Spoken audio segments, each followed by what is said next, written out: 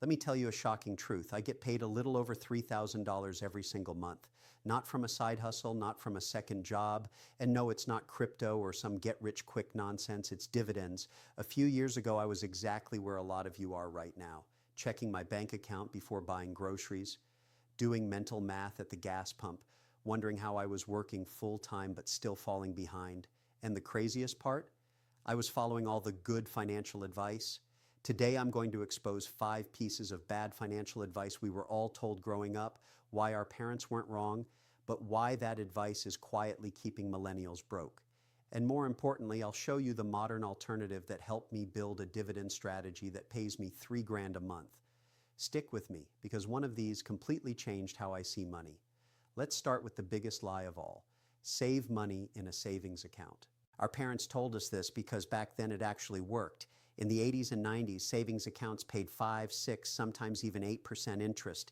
Inflation was lower. You could park your money and feel responsible. But here's the truth today. Most savings accounts pay around 0.4%. Inflation averages about 3 to 4%. That means every year your money loses buying power. Do the math. If you save $10,000 for 10 years earning 0.4%, you'll end up with about $10,400. Sounds fine, right? Except inflation turns that into the buying power of about $7,000. You didn't save money. You slowly burned it. The modern alternative isn't don't save. It's save for emergencies, then invest for income. High-quality dividend stocks paying 3 to 5%, growing their payouts over time. That same $10,000 at a 4% dividend pays you $400 a year. And historically, those payments grow faster than inflation. That's the first brick in a monthly income machine. Now let's talk about the advice that scared an entire generation. Avoid all debt. Our parents meant well. They lived through layoffs, recessions, and credit card disasters. Debt ruined people. But here's what they didn't say. There's bad debt and there's good debt. Bad debt is consumer junk. Credit cards at 20%, financing things that lose value. Good debt, that's leverage used to acquire assets that pay you back. Here's a simple example. If you avoid all debt and invest $500 a month, after 30 years at 8%, you end up with about $700,000. If you responsibly use low-interest debt to accelerate investing early, that same timeline can cross 1 million. I'm not saying go crazy.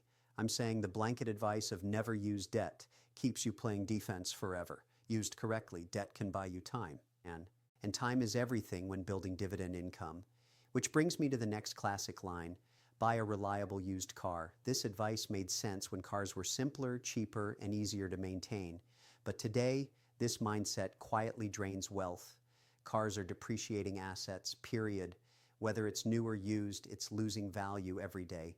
The problem isn't buying used, the problem is overspending relative to income. I've seen people buy a $15,000 used car, then spend $4,000 a year on repairs, insurance, and maintenance.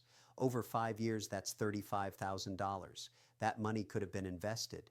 At an 8% return, 35 grand becomes over 75,000 in 20 years, or it could have produced about $250 a month in dividends. The modern move is brutal honesty. Spend as little as possible on things that don't pay you back. Every dollar saved on lifestyle inflation is a dollar that can buy income. Now let's talk about the most expensive advice of all. Get a college degree no matter what. For our parents, college was a cheat code. Tuition was cheap, degrees were rare, salaries exploded. Today, the return on investment has collapsed for a lot of degrees. Average student loan debt is around $30,000. Some majors take 10 to 15 years just to break even. Meanwhile, skilled trades, tech certifications, and self-taught paths are producing 6-figure incomes without crushing debt. Here's the math people ignore. If you graduate at 22 with $30,000 in debt and invest nothing until 30, you've lost 8 years of compounding. 8 years early on can cost you hundreds of thousands later. The modern alternative isn't don't learn. It's be ruthless about ROI. Choose paths that generate cash flow early so you can invest sooner. Earlier investing equals bigger dividends later, guaranteed by math. And finally, the advice that keeps paychecks small. Stay loyal to one company. Our parents were rewarded for loyalty, pensions, raises that beat inflation, job security. That world is gone. Today, job hopping every 2 to 3 years increases income by an average of 10 to 20% each move. Staying loyal often gets you 2% raises while inflation runs at 4. Let's say you start at 50,000. Job hop strategically and you could hit 90,000 in 7 years. Stay loyal and you might reach 65. That gap invested monthly over a decade can mean the difference between a few $100s in dividends and thousands. That's exactly how my dividend income crossed $3 grand a month. Higher income, aggressive investing, assets that pay me whether I work or not. So let's recap the truth that nobody spells out. Savings accounts don't protect you from inflation. Avoiding all debt keeps you slow. Overspending on cars steals your future income. Blindly chasing degrees can delay wealth for decades. And loyalty without leverage costs you millions over a lifetime. Here are 3 action steps you can take today. First, calculate your monthly surplus and commit to investing at least 10% into income-producing assets. Second, audit your expenses and cut anything that doesn't move your life forward. And third, start learning about dividend investing now, not later. Time is the secret weapon no one tells you about. Now I want to know, which piece of advice did you grow up hearing that you're starting to question? Drop it in the comments. I read every single one. If you want more strategies that actually work in today's economy, hit subscribe. This channel is about building income that doesn't care if you wake up tired on Monday.